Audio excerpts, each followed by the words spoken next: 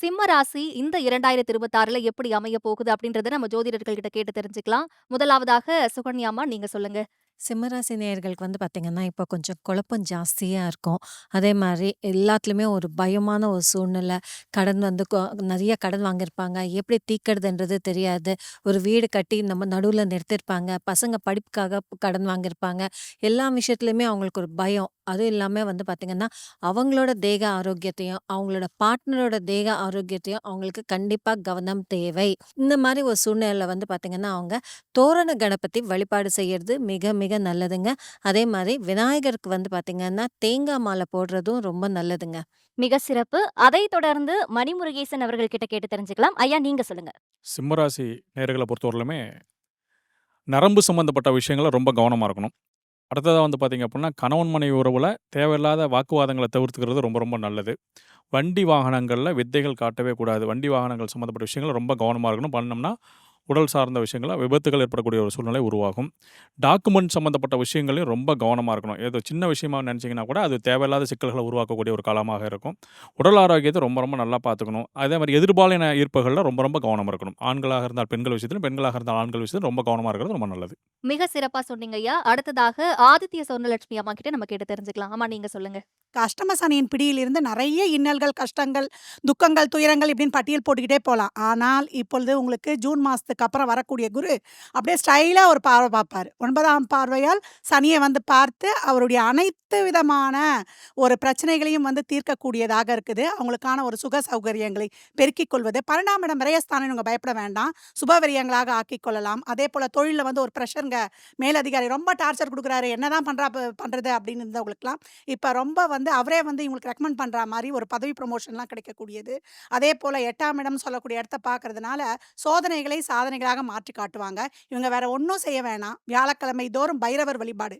தேய்பிறை அஷ்டமியில இவங்க கடன், நோய்க்கான எதிரிகள் பிரச்சனைக்காக ஒரு 3 நெய் தீபங்கள். வளர்பிறை அஷ்டமியில குழந்தை பிறப்பு, நம்மளுக்கு சுப காரியங்கள், திருமண தடை, பிரச்சனை இந்த மாதிரி பண வரவுக்கு வழிபடும் பொழுது, மிகப்பெரிய ஏற்றங்களையும், மாற்றங்களையும் சிம்மம் காணும். ரொம்ப அருமையா சொன்னீங்க அம்மா. சிம்ம ராசிக்காரர்களுடைய பலன்கள ஜோதிடர்கள் சொல்லிட்டாங்க. இப்போ நம்ம ஜோதிட வல்லுனர்கள் கிட்ட கேட்டுக்கலாம். முதலாவதாக சின்னசேலம் சுதாகரன் அவர்கள் கிட்ட கேட்கலாம். அம்மா நீங்க சொல்லுங்க, இந்த வருடம் சிம்ம ராசிக்காரர்களுக்கு எப்படி இருக்கும்? சிம்மராசிக்காரர்கள் என்னை பொறுத்த வரைக்கும் ஜாக்கிரதையாக இருக்கணும்னு தான் நான் சொல்லுவேன். ஜென்ம கேது வேற இருக்காரு, அஷ்டமத்து சனி வேற வரப்போறாரு, தனகாரகரும் 12ல் மறைஞ்சிடுறாரு. அதனால் பொருளாதார விஷயம், உடம்பு ஆரோக்கிய விஷயம், வேலை விஷயம், தொழில் விஷயம் எல்லாத்துலேயுமே சின்ன சின்ன சிக்கல்களை சந்திக்கிற மாதிரியான சூழ்நிலைகள் வரும். எதையுமே நிதானமாக யோசித்து அடியெடுத்து வாங்க. பெரிய லெவலில் கடனை ஏற்படுத்திக்காதீங்க. தொழில் விஷயத்தில் பெருசாக முதலீடுகள் போட்டும் மாட்டிக்காதீங்க. உடல் ஆரோக்கியம் ரொம்ப ரொம்ப கவனமாக பார்த்துக்கோங்க.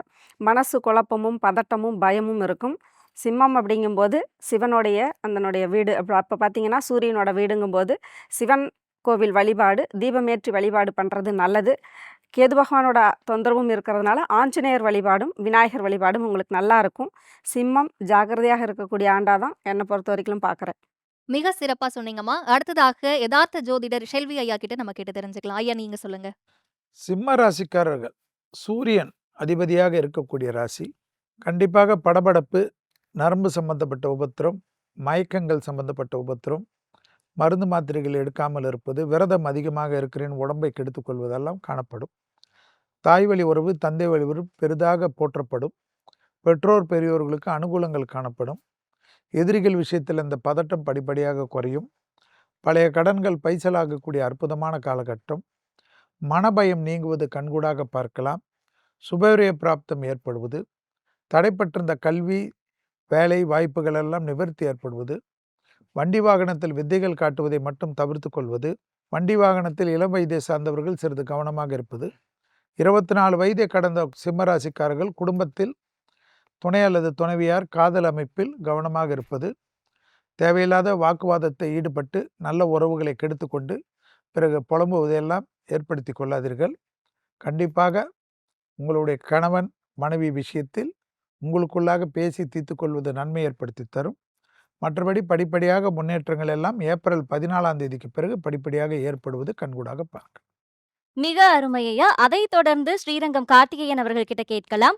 ஐயா நீங்க சொல்லுங்க. சிம்மத்துக்கு ரொம்ப டஃப்பான ஒரு டைம் பீரியட். நிறைய சேலஞ்சஸ் ரொம்ப ஜாஸ்தி இருக்கும். எதிரிகளோட பலம் அதிகரிக்கக்கூடிய ஒரு டைம் பீரியட். அதே மாரி உடல் நலத்திலயும் சரி, ஹெல்த்லயும் சரி இவர்களுடைய தேகம் சற்று குறைந்து காணப்படக்கூடிய ஒரு அமைப்பு. அப்போ ஒரு 3 நாளைக்காவது ஹாஸ்பிட்டல் அட்மிட்டட் ஒரு சின்ன மைனர் சர்ஜரியாவது நடந்தது, ஒரு ட்ரீட்மெண்ட்டாவது நடந்தது, வேற வழி இல்ல, நீங்க அட்மிட் ஆயி தான் ஆகணும் அப்படிங்கிற அளவுக்கு இருக்கும். அதே மாரி ஒரு சின்ன பாதிப்புனா கூட ஓவர் கான்ஃபிடென்ட்டா ஹெல்த் அப்ரோச் பண்ணக்கூடாது இந்த நேரத்தில. கணவன் மனைவி இடையே ஒரு விரிசல், ஒரு வாத விவாதங்கள், ஒரு வம்பு கலாட்டாக்கள் வந்து மறையும். கோர்ட், நீதிமன்றங்கள், பஞ்சாயத்து, இந்த பிராது கண்டிப்பா சிக்கிக் கொள்ளக்கூடிய டைம் பீரியட். ஒரு பொய்ய மறைக்கிறதுக்கு நான் 9 பொய் சொல்றேன்னு போனீங்கன்னா சிக்கிப்பீங்க. என்ன பண்ணணும்? ஐ அப்பாலஜைஸ் அப்படிங்கிற ஒரு வார்த்தைய எடுத்துட்டு சரணடைறது தான். அதே மாதிரி நீதிமன்ற நடவடிக்கைகள், காவல்துறையில ஐயா கூப்பிட்டாரு. இதுவே கல்லூரியா இருந்தா பிரின்சிபால் உன்ன பார்க்கணும்னாரு வாப்பா. நீங்க வேலை செய்ற அலுவலகமா இருந்தா மேலதிகாரி கூப்பிட்டாரு. உங்களுக்கு மேல விசாரணை வச்சிருக்காங்க. கண்டிப்பா அங்க கை கட்டி பதில் சொல்லி, அத ஒத்துக்கிட்டு, அது நான் தெரியாம பண்ணிட்டேன் அப்படிங்கிற இதுக்கு வர்றது நல்லது. ஒரு பொய்ய மறைக்கிறதுக்கு 9 பொய் சொன்ன கத சிம்மராசிக்கு வேண்டாம். இந்த நேரத்தில ராமபிரானோட வழிபாடு, சுந்தரகாண்ட கதை பாராயணம் பெரிய அளவுக்கு உங்கள காப்பாத்தும். ஒரு பாஸ் மார்க்குக்கு தள்ளப்படுவீங்கன்னு சொல்லலாம். மிக சிறப்பா சொன்னீங்க ஐயா. அடுத்ததாக நல்வாழ்க்கை ஜோதிடர் முகுந்தன் முரளி ஐயா கிட்ட நம்ம கேட்டு தெரிஞ்சுக்கலாம். நீங்க சொல்லுங்க ஐயா. அதிகாரத்தால் வெற்றி கொள்ளக்கூடிய சிம்மராசி நேயர்களே, இந்த ஆண்டு பொறுத்த வரைக்கும் உடல் ஆரோக்கியத்தில் சில தொந்தரவு பிரச்சனைகள்லாம் அடிக்கடி உங்களுக்கு ஏற்படுத்தி கொடுக்கும். அதே நேரத்தில் நண்பர்கள்னாலையும் உறவினர்னாலையும் பல சங்கடமான சூழ்நிலைகள் ஏற்படுத்தி கொடுக்கும். ஏன்னா உங்கள் ராசிக்கு 7 கூடியவன் 8ல் போய் மறைஞ்சிட்டாரு. ஆனால் இருந்தாலும் சிம்ம ராசிக்கு சனி பகவான் 8ல் மறையிறதுனால நிறைய வாய்ப்புகள்லாம் உங்களை தேடி வந்து அமைச்சு கொடுக்கும். தொழிலில் பொறுத்த வரைக்கும் ஒரு தடவைக்கு 2 தடவை அலைச்சலை ஏற்படுத்தி கொடுத்ததுக்கு பிறகுதான் வெற்றி கொடுக்கக்கூடிய ஒரு அமைப்பாற்றலாக இருக்கின்றது. இந்த ஆடை ஆபரண சேர்க்கைகள் ஏற்படுத்தி கொடுக்கறதுனால இந்த விஷயத்தில் பொறுத்த வரைக்கும் எது கிடைக்குது அப்படின்ற ஒரு விஷயத்தை தேடுறத விட எந்த வாய்ப்பு கிடைச்சா அதை நமக்கு சாதகமாக பயன்படுத்திக்க முடியும் அப்படின்றத ஆலோசித்து நல்லா திங்க் பண்ணி யுத்தியை பயன்படுத்தி செஞ்சீங்க அப்படின்னா பல காரியங்கள் உங்களுக்கு வெற்றி கிடைக்கக்கூடிய ஒரு அமைப்பாற்றலாக தான் இந்த ஆண்டு உங்களுக்கு அமைய இருக்கின்றது.